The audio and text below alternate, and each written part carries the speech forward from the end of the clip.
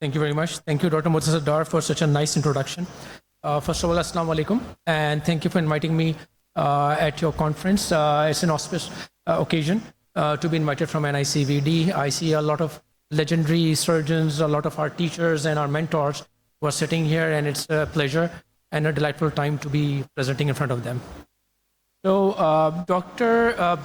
we will come back how a cardiologist had already come and has told us that what we have been doing right and wrong. However, what we are going to look at by my presentation is we are going to produce, how can we produce long-term survival in coronary surgeries, what kind of conduit can we use, and what should be our post-operative management.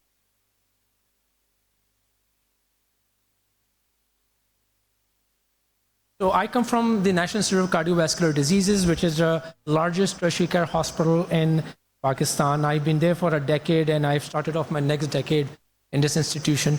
I came from another very large institution, which was Khan University. I spent quite some time over there, and both of these places I call them as my home.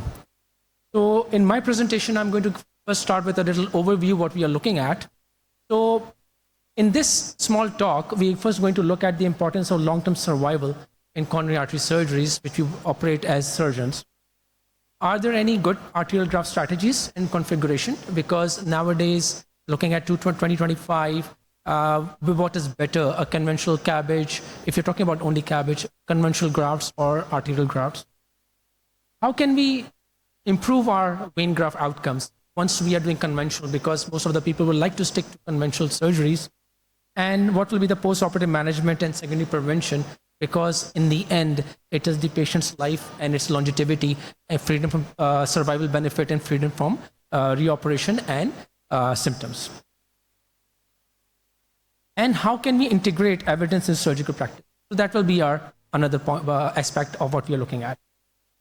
So why long-term survival matters? As what we had started talking about, how we started off with Hafiz's talk, then came the consent of what Farhan had told us, and how cardiologists showed us that how we can move forward.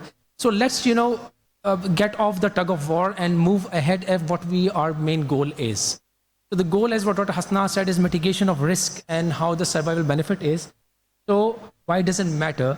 In a CABG, it remains still as the gold standard. Mind it again, it is still the gold standard for coronary artery disease, especially multi-vessel coronary artery diseases.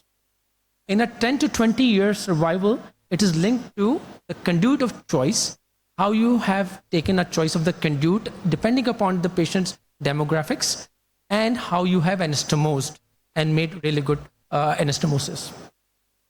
Whether arterial grafting provides better long-term patency, we will look at it. And we will look at certain key trials which came in with multiple syntaxes, gone from syntax 1 to 3. There is an arterial revascularization trial and a Roma trial, which basically shows that what is revascularization in multiple arterial grafts. So we I'll slowly look into this kind of talks. So first of all, if you can see, this came in circulation in 2003, in which they showed a 20-year, let's start from the beginning, right? So as syntax basically showed us that CABG is still the superior choice when it comes to multi-vessel stenting. So they took a 20-year survival after coronary artery disease, and it came from Emory, which showed that long-term survival is the critical measure for a success of CABG. So just operating on somebody, getting out with the grafts, sending the patient home is not the critical aspect. It is still the long-term survival. And as our legendary surgeons can tell, it is always those patient coming back to you.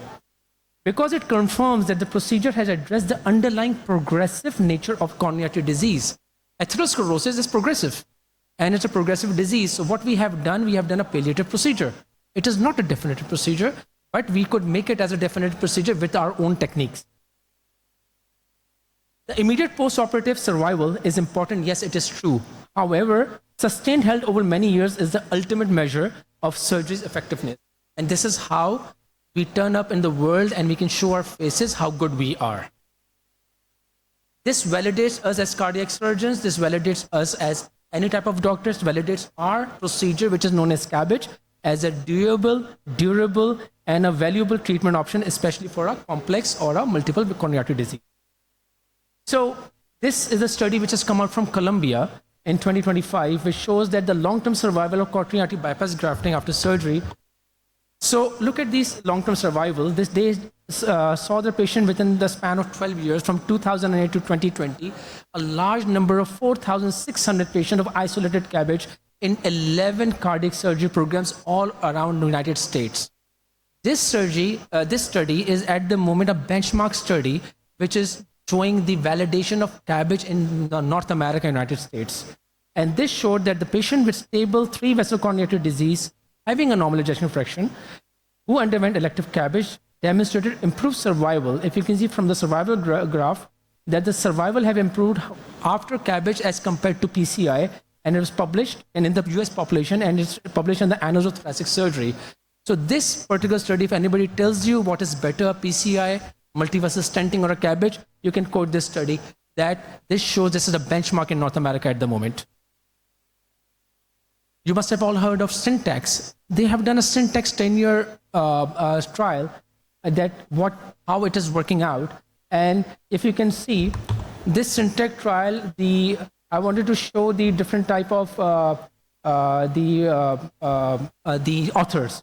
You have got Capitan, who is the top in Europe. You have got Moore, who was working over there, and Faisal Bakin also is a part of this study. This showed 3 and 10-year results of Syntax 1, 2, and 3, which showed all-cause mortality rates of percutaneous coronary intervention, PCI, coronary artery surgery, but not as different as CABG. So why should we do PCIs?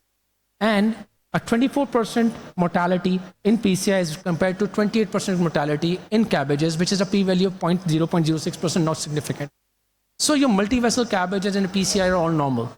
If you can remember, the Syntax showed a difference of only a MACE, a major adverse cardiovascular cerebral event. However, this also showed that there's no major difference. So you can actually tell your patients, and as what we're talking about, the heart team can decide on the basic of logistics, the demographic of the patients, the cost effectiveness, and on which procedure you have to perform. So arterial graft strategy. Now coming up, this is the background of what we are talking about. That long-term survival. We have talked about what is happening in the United States at the moment, in North America, which is the benchmark, the 10-year Syntax survival coming from Europe. So what is the strategy? What should we do now? Should we do a conventional CABG? Should we go for an arterial CABG, which is the talk of the town these days? Should we go for robotics or minimally invasive? What should be our strategy? Younger generation of cardiac surgeon, what should be your strategy? Everybody must be telling you to go and learn new tricks, but for people like who are older would say you cannot teach old dog new tricks. So what should be the best strategy over here? So a use of multiple arterial grafts, let's looking at the arterial grafts right now. Putting in a bilateral IMA with a radial, yes, people are talking about it. Are we doing it? You will see. A bilateral interthoracic artery, will it improve survival? Yes, it's said so. Does it? Yes, all the studies say so, yes. A radial artery, excellent mid-term patency, Roma shows so. Composite YOT grafting, why is it important? It is a distal runoff, it is the way of grafting. What should be better? So the key evidence which has come out that the ART trial, which is an arterial revascular trial, shows there's no early mortality difference or long-term benefit after 10 years. So do you want to do it? That is a question up to you. Do you want to increase your armamentarium, how you work? Yes, up to you, why not? But yes, you want to give the best option and the best modality to your patients. You should give, but looking at the ART trial, it doesn't give. It is still, it's still going on, but it has not shown any 10 years mortality or survival benefit. The Syntax trial shows that arterial graft linked with superior survival as compared to PCI. Now over here, it does show that the multivessel PCIs, if you do an arterial graft, given that the venous graft we all know of will go down within the next 10 years, it still gives a better survival than PCI. So now your procedure becomes gold standard, becomes better than a PCI. The Roma trial, the randomized trial for multiple arterial grafts, which came out in 2003, it is still ongoing. But the 2003 update showed that the multiple arterial CABG shows lower risk of MACE. So if you can remember the Syntax trial and what the PCI people always tell you is that you have a higher level of MACE. The Roma trial now in 2023 has given out that the lower amounts of MACE in CABGs given if there's an arterial CABG. And the emphasis still in any of the trials, any of the studies, any of the discussions, shows the emphasis is on complete artery revascularization when feasible. But mind it is not the arterial conduits. It is about the disease vessels. So you have to do a complete revascularization, which will give you the best results and freedom from symptoms and survival benefit. So the New England Journal of Medicine in 2025 published a study, the bilateral versus single interthoracic artery. It's from Taggart, Paquin, again Capitan. A lot of people have worked on it. It showed, look at the conclusions. Excuse me, I'll go back. The conclusion shows there is no significant difference between group in the rate of death from any cause in 10 years in bilateral IMAs versus single IMA. Question again, would you like to spend your time taking out 2 IMAs? Would you like to give a morbidity non-benefit to a patient with diabetes? So this shows there is not. And the only thing is the intentional treat analysis, and there are further studies are needed at this moment to determine whether multiple arterial grafts will provide a better outcomes than single arterial graft. So this is an ongoing thing. So we still do not know. So let's do a single IMA is the treatment of choice. Yes, bilateral IMA, you can quote this study, depends upon you how you want to go forward. In the European Journal of Cardiovascular Surgery 2017, there was a randomized trial comparison of the Roma trial. And the Roma trial stated that the conclusion was again that it is still an ongoing study. Multiple arterial grafting does not show any survival benefit till now. It's an ongoing study. So now, coming off whether we should be doing an arterial graft or not, how can we increase, again, talking about survival benefit? So let's look at our basic conduits. We do a single IMA, we do multiple veins. So what is important, an IMA or the 3 veins which you put in? A vein graft quality matters. This is the only conduit which is given to the junior most resident. It should be done, or it should be taught to the people who taught in a way that this is the most important conduit, and you can increase the longevity of the conduit. So the saphenous vein is still the most widely used graft. Whether it's emergencies, salvages, you have to make multiple conduits. Failure rate up to 40% at 10 years, that was shown in a PREVENT 4 trial. At a PREVENT trial, you must know, this trial is an ongoing trial, multiple trials have come. It has seen the different levels of heart failure with different type of modalities. It could be medicine, it could be stenting, it could be the bypass. PREVENT 4 actually sees medical therapy and the longevity of the venous grafts. So the failure rate was only 40%, as I always say, 1/4 are down within the next 10 years. 50% you can say as well. The techniques, how can you increase the longevity of the venous grafts? No-touch harvesting technique is now stated in literature. Endoscopic vein harvesting, will it work? We can see about that. And minimal and pressure control and gentle handling. These are the 3 things which has come out of multiple systematic analysis, multiple studies, randomized controlled trials and cohorts, that these are the 3 things which may increase the longevity of venous graft. This is a conventional great saphenous vein harvesting, which is done by a open technique. You can have very good grafts taken out from this procedure if there's a no-touch technique and a good gradient of pressure into the lumen of the vessel, which you have to check. Certain people are doing minimally invasive, or you can say bridge techniques of taking out veins. It has its benefits. The infection to the leg is lesser. It is expected that the vein will be of higher quality, but there's a lot of tug of war and a pull and tug into this. So proponents, whether this is better or this is better. A lot of people are sitting over here. We have senior people who have been doing endoscopic vein harvesting. Is it better? In certain studies, which are superiority trials by particular companies, shows that yes, it is a better option, but still, what are you going to have? You will have something like, okay, what happened to my last, it's not, just a moment. This is the end product which you have. Either you're going to have this kind of a vein, this vein, or this vein. So this is what we're looking at. In the end, the result is you need to have a good, tidy saphenous vein with minimal internal breakdown. You can have a pedicled, people have been doing it, pedicled venous harvesting, a branchless one, or doing it with cauteries or your endoscopic techniques. So the goal is to have a very good conduit. So no-touch vein harvesting preserves the vasoviscerium and endothelium of the vessel. It has improved patency rates for 10 to 16 years in recent studies. There's a slight increase in wound complications because you're taking out a lot of fat and a lot of tissue. So you might have, and most of our people in Pakistan, at least in our demographics, are diabetics. And you must have seen a lot of wound infection. So it has a little tendency of more wound complications. So I've taken out this study as well for you people to see whether there is a good graft patency with a no-touch technique as compared to the conventionally taken saphenous vein conduits. Some of my residents want to do a no-touch technique, but I'm kind of a little barbarian. I like to pull and push and take out a good vein and go faster. So let's look at the conclusion. So this is a systematic review.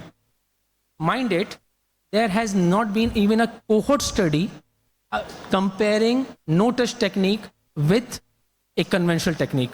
Only systematic review, which has been being done in the last 10 years. All of this was done about 20 years back. What does this show? There is significantly better patency and survival, but poor harvesting site healing. Con means conventional, NT means this new no-touch technique. So nothing different. So there is no clinical benefit as such. You are saving something and you are creating something else. Will graft patency be better with an open versus an endoscopic vein harvesting technique? Well, they show no. Again, there is nothing.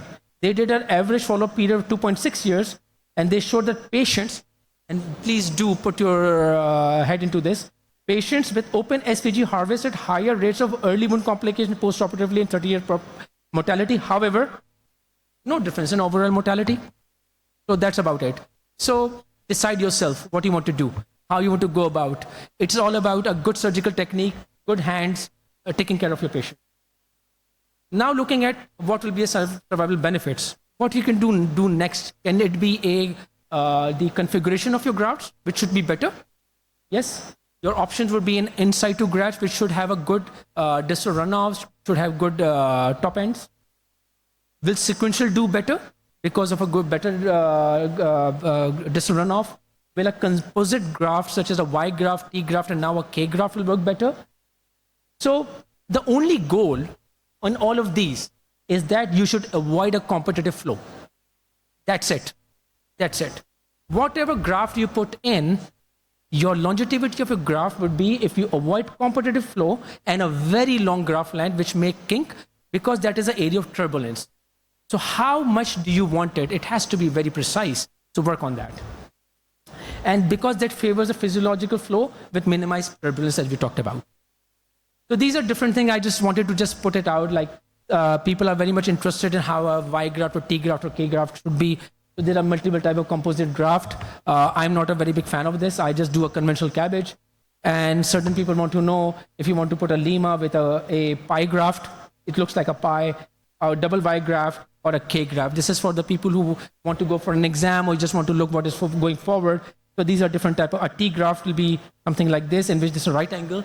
And people have worked a lot on the angles and the amount of the blood flow and the turbulence by TTFE with flow meters, TTFM, sorry, that how much flow would go. So these grafts are workable, but myself, I'm a proponent of doing a conventional work. So long-term patency of individual segment, different internal thoracic artery graft configurations. So this came out in Annals of Thoracic Surgery, very recent study, 2019. This showed that the long-term patency of ITA grafts and sequential Y configuration is similar qualitatively, not quantitatively. That is, the quality is same, quantity you have put in so many. Will it work better? Still, don't know anything. Will it work better than saphenous graft? No. You should do a arterial Y or T grafts or saphenous. It is the same. It depends upon you. So, what else should we do better for a long-term survival? Yes, management and long-term survival depends upon how you take care of the patients post-operative and medications. So yes, dual antiplatelet therapy, please keep it on for about 12 months in a post-cabbage patients. A statin therapy, that is the mainstay. LDL should be less than 55. This came in the recent ESC conference and publication. Glycemic control and blood pressure optimization. People basically forget giving antihypertensive drugs because they think the patient now, in initially stage, they are hypotensive, but they basically came in with hypertension.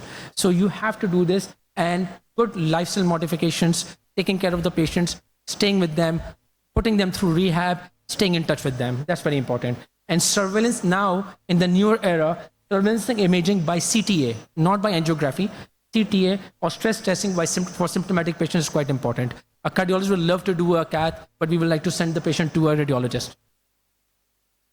So this is something which I thought is very much important for people. It was not a mandate of this. However, this is a very important part for the survival benefit for the grafts and for the patient. That is known as the Enhanced Recovery ERAS program in cardiac surgery. So this is a very recent protocol which came out in 2024, coming from China, and most of the people who are working on it are pulmonologists or anesthesiologists.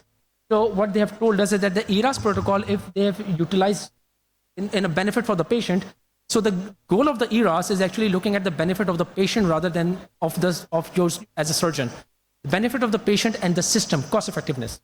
So it shows that the enrollment, the preoperative work of the patient is very, very important. So they will have, as what Farhan talked about, how the consent will be taken, and post-operative, how the follow-up should be taken. This is a whole different ball game. We were not looking at it. I just wanted you to have a gist of this, what we are looking at. So ERAS is very, very important. Implement in your system, implement with your patients, implement in your hospital, implement in post-operatively as well. Secondary prevention and follow-up, what is required is early detection of graft failure. That is very, very critical. Just do not think the patient is coming with some kind of a problem. They are just, you can say, just physiological and just coming in. Emphasis on multidisciplinary care. Yes, you require a good physiotherapist, rehab patient, a very good cardiologist to look after your patients later on, and you should be in contact with them and be in contact with the patient if you can, or a good nursing care. Patient adherence improves survival. Yes, the patients are depressive. They go into a depression as well. So try to work onto that and try to make sure that the patient adhere to the regimen which you tell them. That is, and as much as they adhere, it is not only their survival benefit, it is also your reputation at stake. And nowadays, we are using AI and telemedicine for remote follow-ups. It is an emerging field. People are very much into it. I myself never came to arterial grafting. I don't know if I'll go into AI, but that is my forte. I love this thing to do, but it depends. And integrating evidence into practice. Personalized grafting based on anatomy. So what we're talking about is combined, the first one came later.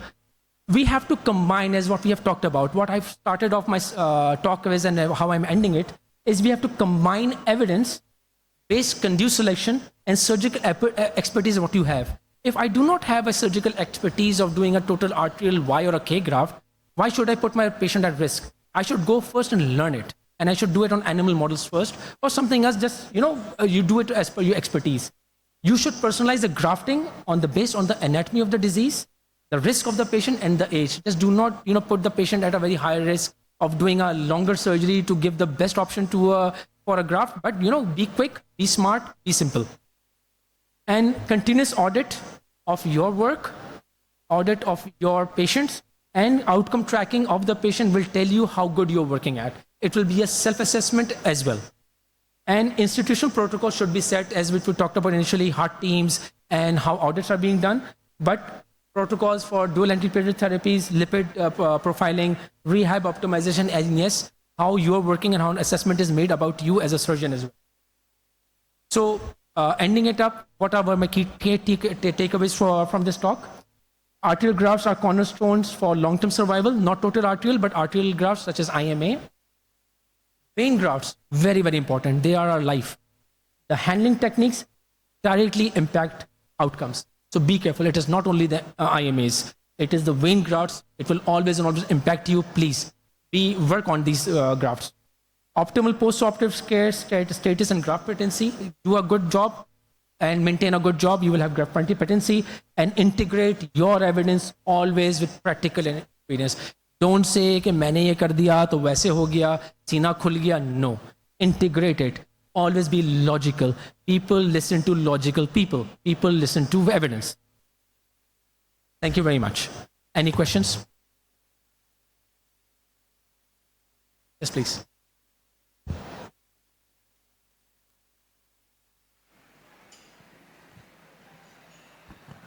Thank you, Taimur. That was an excellent presentation, rooting for the surgeons.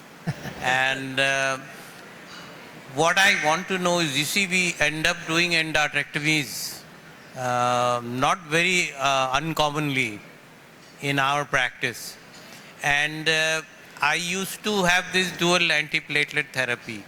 But what I have changed to now is giving aspirin with apixaban, hoping that that will probably give a better outcome in the long term. Do you have any strategy for this? I mean, do you give them warfarin or what? I think warfarin becomes a bit too much, because then you have to get the PT, INR, control it, and there's a beating problem. And so I've never used warfarin as such. I used to use dual antiplatelet. For the first 3 months, I used to use 1 aspirin and 2 clopidogrels for those patients who had endarterectomy. But now they put them on just aspirin and apixaban. And I'm following them up closely, and they seem to be doing all right. But I don't know, is there any known strategy, or what do you practice? So thank you very much. Very valid question. So endarterectomy and endarterectomy is a mainstay these days, especially in our demographics. If you're looking at South Asian population with a very diffuse disease, the first strategy is always, when you're in the OR, everybody just tries to save the intima. If you get a good lumen, pass in a probe, but you still end up doing an endarterectomy at certain times. What we are doing at my institution, so we are doing dual antiplatelet therapy, aspirin with 2 low plat, clopidogrels, and at certain time Clexane as well. However, there is a study which talks about aspirin with ticagrelor, and that should go on for 6 months. It is being used by the cardiologist, but it has got its own risk factors of having bleeding diastasis. It has to be closely monitored. So yes, I do not have the evidence per se at this very moment that I can give you the numbers, but most of our endarterectomy patients at NICVD, at my institution, because ticagrelor is being used in stents, we are using aspirin with ticagrelor, not apixaban at the moment. Yeah. 90 BID. Can I have a short? Yes, sir, please. So going back to the arterial graft, extended arterial or total arterial. There's only one study that came from Cleveland that demonstrated the superiority or in terms of long-term results of bilateral internal memory artery. The rest of the studies you have shown very nicely that they do not have any impact on the long-term survival, like our trial and other ones. So my that Cleveland study is because these guys are very experienced in doing multiple arterial grafts. I think it goes with your experience. The more you do it, the better your results will be. The one thing, 2 important things which I want to dispel the doubts about this I have been doing a lot of these bilateral bima grafting. One thing is very important, that if you want to do a right coronary artery with a right internal memory artery, don't go for it. It's not a recommended procedure. The reason for that, the length of the right internal memory artery does not reach the PDA usually. And even if you skeletonize it, by skeletonizing you gain additional 2 to 3 centimeters of length. And this is because if you are doing it in the mid of the RC or just beyond that, there is very soon the disease is going to catch up there, and you will end up problem later. The other thing, your right coronary artery is not the determinant for long-term survival results. It supplies only 10% of your LV, which is the main determinant of long-term success. I think if you want to increase the longevity or long-term success, you should be concentrating on the left-sided grafts. And the best strategy for these cases is to do in situ grafting. For in situ, the best graft is the lemma to LAD and going through the coronary sinus to the ramus or the high OM1. The problem with this strategy, you cannot do more distal OMs. That is the main issue. So in order to resolve that, people came to that composite grafting, Y grafting, T grafting. The problem with Y grafting is that you are depending on a single source of arterial supply. So in a patient with a hypertrophied heart or during exercise, you may have some inadequacy in the supply side.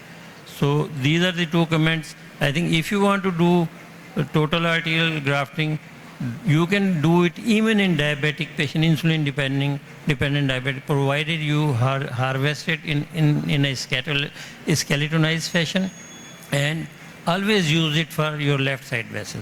You will have good results, and I think you can substantiate them if you carry them out for a longer period of time. You will have better long-term results also. Thank you. So thank you very much. I will just like to add on to that. Absolutely point taken. As what I looked at all the literature, there's only one word, one sentence which was important was, there's no substitute to complete revascularization. So whatever conduit you put, it should be optimum and it should be complete revasc. Okay, just to continue with Dr. Ghufran's comments, very nice presentation, Taimur.